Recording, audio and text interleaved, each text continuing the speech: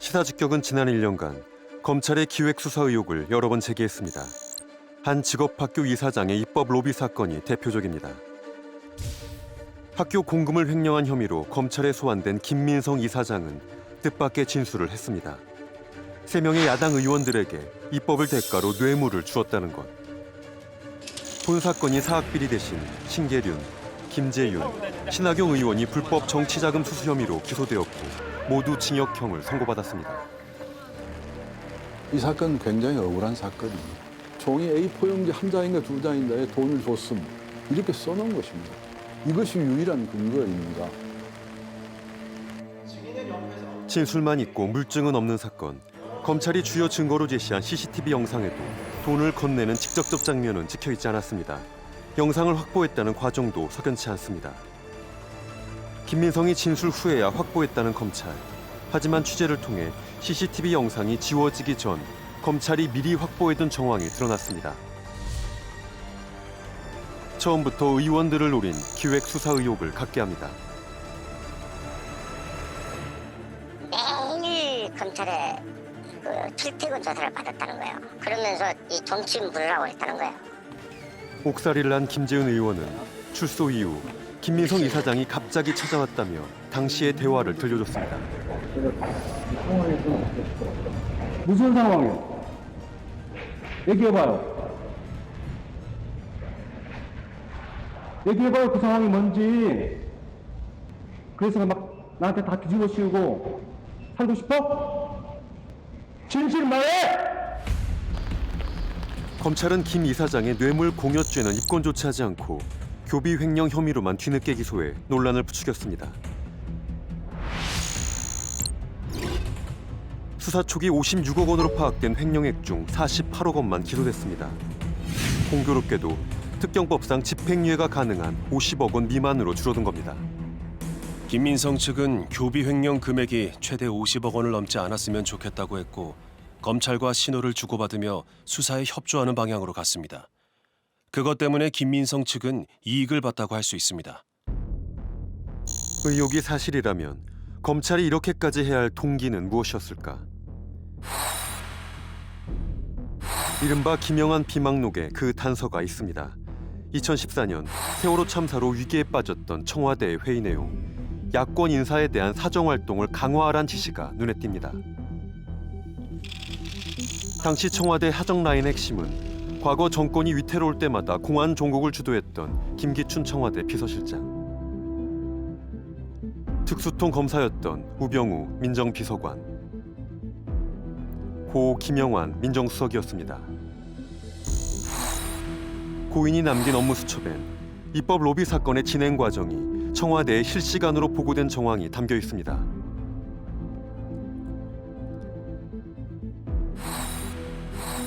신계륜 의원은 뒤늦게 공개된 비망록의 내용을 통해 사건의 실체를 짐작하게 됐다고 했습니다. 처음 시작부터 끝까지 일정하게 그려진 기획에 의해서 이루어진 것이라는 느낌이 아주 강하게 드는 문건이기도 하고 한마디로 청와대 하명 수사라고 생각합니다. 수첩엔 또 다른 사건들을 기획한 정황도 있습니다. 최순실 건을 폭로한 안민석 의원의 뇌물 수뢰 혐의와 의료법 개정안을 발의한 야당 의원 13명이 불법 정치자금을 받았다는 혐의.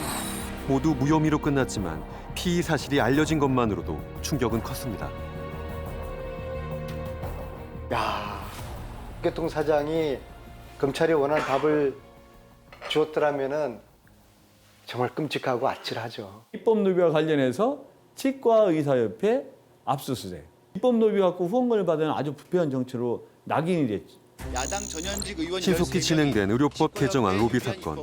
시작은 보수 단체의 고발이었습니다. 서울중앙지검 공안 1부는 대한치과의사협회가 국회의원들을 상대로 입법 로비를 했다는 고발 사건에 대해 조사하기 시작했습니다. 검찰이 정권의 뜻에 따라 움직인 듯한 기획 수사의 정황들. 과연 진실은 무엇일까?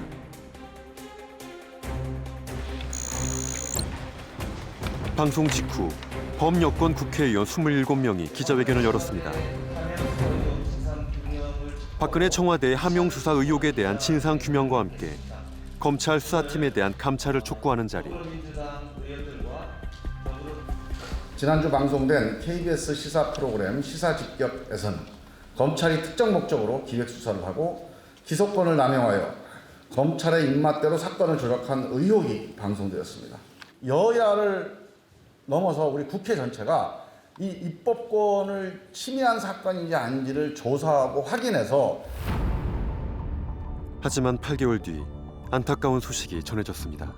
서귀포시 3선 국회의원을 지낸 김재윤 전 의원이 오늘 오후 서울 서초구의 한 빌딩 앞에서 숨진 채 발견됐습니다. 억울함을 호소했던 그의 죽음. 우리는 김민성 이사장이 학교 관계자가 안민석 의원에게 보낸 편지를 입수했습니다.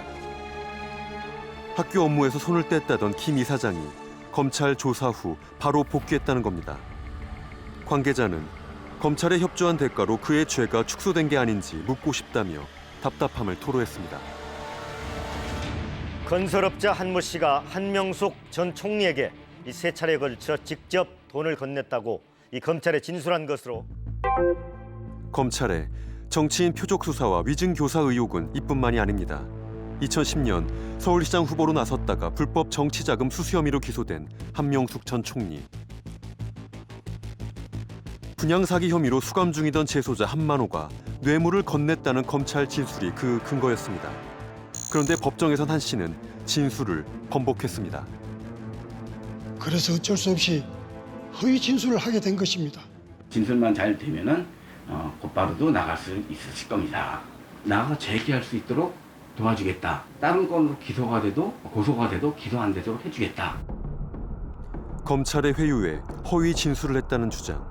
그가 감옥에서 작성한 비망록에는 보다 자세한 내용이 적혀 있습니다. 조사하면 나올 의심스러운 자금 조성, 현금 합쳐 9억 원이 있었기에 수사관이 종이와 펜을 가져와서 진술서 작성이 필요합니다. 해서 해드리죠. 어찌 쓰면 되겠습니까? 제가 초안을 잡아서 불러드릴 테니 써주세요. 한만호가 진술을 번복하자 검찰은 또 다른 재소자들을 증인으로 세웠습니다. 그때 한만호가 정치인에게 뇌물을 주었다라는 말을 한 사실이 있습니까? 네. 한명숙 총리라고 했습니다. 한만호로부터 뇌물 얘기를 들었다는 동료 재소자 김 씨와 최 씨였습니다. 3년에 걸친 재판 끝에 1심에선 무죄가 나왔지만 2심과 3심에선 유죄를 선고받은 한명숙 전 총리. 징역 2년의 실형을 살았습니다. 그렇게 10년의 시간이 흘렀습니다. 한만호와 재소자들의 진실 공방은 잊히는 듯 했습니다. 그런데 지난해 또 다른 재소자 한은상 씨가 한명숙 수사팀에 대한 감찰을 요청했습니다. 당시 검찰이 재소자들을 회유해 위증을 요구했다는 겁니다. 그 근거는 무엇일까? 시사직격은 지난해 8월 복역 중인 한 씨를 직접 만났습니다. 한만호 씨가 검찰의 회유에 의해서 검찰하고 또 각본을 같이 짜고서 진술했던 모든 부분으로 인한 그 기소 그리고 기소 이후 모의 이중 교사 진행되는 모든 부분들이 이게 다 허위니까 조작이니까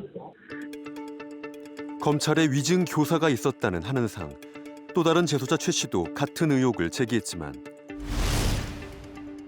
김 씨만은 위증 교사가 없었다고 주장했습니다. 김 씨는 어떤 인물일까? 우리는 재판 기록을 토대로 그의 과거 행적을 추적했습니다. 특수 절도와 사기 등 정과 오범인 김 씨. 그가 내세운 직업도 사실이 아니었습니다. 우리 소속이 아니었으니까 근데 대표라고 떠들고 다녔다 하면 그 사람이 사기친 거지. 출소 후 교통사고를 냈는데 검찰의 도움으로 사건을 무마했다는 의혹도 있습니다. 병원에서 외출증을 끊어 한 총리 관련 검찰 조사를 받던 시기였습니다. 본인이 한 총리 사건의 중요 참고인이다, 증인이다. 네. 내가 아는 검사들이 좀 많다. 검찰에서 나를 신경을 많이 쓴다. 네. 이런 취지로 경찰한테도 이야기를 했고요. 실제로 중앙지검에서 네. 2차례인가 그 정도 계속 전화가 왔다 그래요. 한참 후에 이 A씨가 경찰로 찾아와서는 예. 봐라, 내가 뭐 검사들이나 잘 알고 내 사건 처벌 안 되지 않냐. 교통사고 당시 김 씨는 출소한 지 불과 2달 된 상황이었습니다. 형 집행이 종료되고 3년이 지나지 않은 시점의 범죄로 처벌받을 경우 누범으로 가중 처벌됩니다.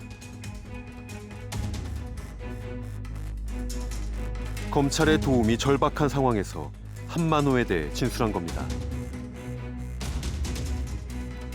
지난해 한은상과 최 씨는 재조사를 촉구하는 진정서를 제출했습니다.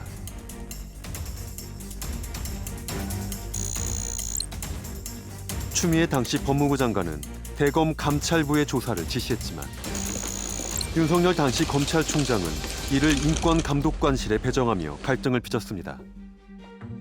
감찰 사안인 것이지 그것이 마치 인권 문제인 것처럼 문제를 변질시켜서 인권감독관실로 이첩한 대검의 조치는 바람직하지 않다. 방송 이후 위증 의혹은 증거 불충분으로 불기소됐습니다. 그러나 법무부와 대검은 합동 감찰을 통해 부적절한 수사 관행을 확인하고 대책 마련에 나섰습니다.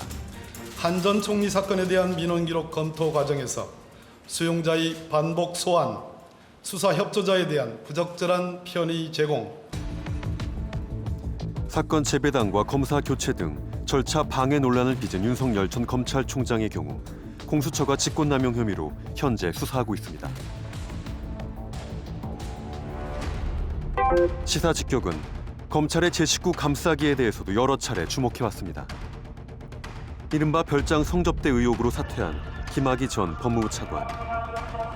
당시 검찰은 10번에 걸쳐 영장 청구를 기각했고 동영상 남성이 누구인지 알 수 없다며 무혐의 처분했습니다. 사건이 다시 수면 위로 떠오른 건 지난 2019년. 야심한 밤 현장에서 발권한 태국행 저가 항공권으로 출국을 시도하던 김 전 차관이 공항에서 붙잡힌 겁니다. 6년 만에 시작된 대검찰청 진상조사단의 조사에 수차례 불응했던 상황. 왜 출국하시는 겁니까? 성접대 의혹 인정하십니까? 왜 불응하시나요? 어디로 가시는 겁니까? 긴박했던 출국 소동 끝에 김 전 차관은 결국 법의 심판대에 섰습니다. 그런데 1년 9개월 뒤 분위기가 급반전됩니다. 김 전 차관의 출국 금지 요청서에 적힌 사건 번호가 다른 사건의 것이고 허위 공문서를 이용해 출국을 금지시켰다는 겁니다. 발빠르게 출국을 막은 대검 진상조사단의 검사는 하루아침에 피의자 신세가 됐습니다. 그리고 공권력을 남용했거나 수사에 외압을 행사했다는 혐의로 법무부와 대검, 청와대 관계자들이 줄줄이 기소됐습니다. 우리는 취재 도중 과거 노건평 씨의 출국 금지 요청서에도 유사한 문제가 있었다는 걸 확인했습니다. 역시 엉뚱한 사건 번호에 내사 번호도 검사장 직인도 누락돼 있습니다. 왜 그때는 맞고 지금은 틀리냐는 의문이 남습니다. 우리 사회엔 검찰의 과오를 바로잡을 수 있는 기회가 있었습니다. 법무부 검찰 과거사위원회와 대검 진상조사단이 검찰의 과거 인권 침해나 권한 남용 의혹이 불거졌던 17건의 사건들을 조사했습니다. 하지만 외압 논란이 일면서 단원들이 줄지어 사퇴하는 등 많은 의혹을 밝히지는 못했습니다. 별장 성접대 사건의 시효가 만료된 지금 거꾸로 진상조사단의 검사가 피고인이 된 상황을 두고 검찰 조직을 보호하기 위한 보복이 아니냐는 해석도 있습니다. 검찰이란 조직을 건드리면 어떻게 되는지를 보여준다. 김학의를 그 당시에 수사를 제대로 안 해서 검찰 과거사를 하게 되었는데, 근데 지금 이경원 검사는 뭐 고발 들어온 거, 고소 들어온 거 지금 다 기소하고 다 수사하고 탈탈 털고 있잖아요. 이렇게 열심히 하는 걸 과거에 김학의 사건이나 장자연 사건에서 했어야죠.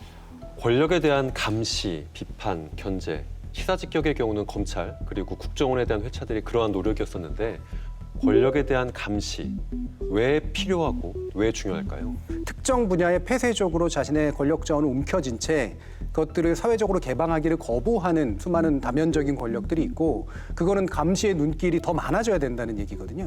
그 오남용의 뿌리들, 특히나 폐쇄되어 있기 때문에 드러나지 않는 것, 이런 것들은 굉장히 눈에 불을 켜고 들여다보지 않으면 안 되는 것이기 때문에 저는 그것의 언론의 기본 기능이자 변화된 환경에 맞는 또한 변화된 기능이다라고 생각을 합니다. 권력 감시 좋은데 검찰이나 국정원이 과연 내 생활에 얼마나 큰 영향을 미치게 이렇게 많은 시간 동안 공영방송이 검찰에 대한 이야기, 국정원에 대한 이야기를 하고 있나?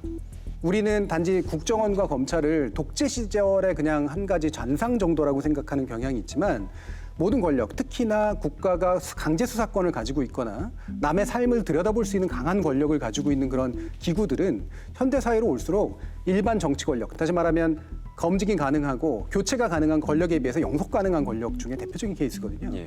그리고 이것이 그대로 놔뒀을 때 예를 들면 우리 CIA에 관련된 영화라든가 이런 것들을 보면 이들은 국가에 충성한다고 하지만 자기 조직을 위해서 충성하는 경우들이 굉장히 많잖아요. 그렇게 사건을 만들어내기도 하고 일반인들의 삶에 침범하고 침투하기도 하죠. 이런 식의 것들이 얼마나 위험한 것인가라고 하는 것들을 자각한 주체가 방송사나 언론사 같은 데들이 당신들의 삶에 이것이 어떤 영향을 미치고 있어 라고 얘기해 주는 건 여전히 굉장히 중요한 문제고 어떻게 보면 지금 들어 더더욱 중요해진 문제라고 저는 생각을 해요.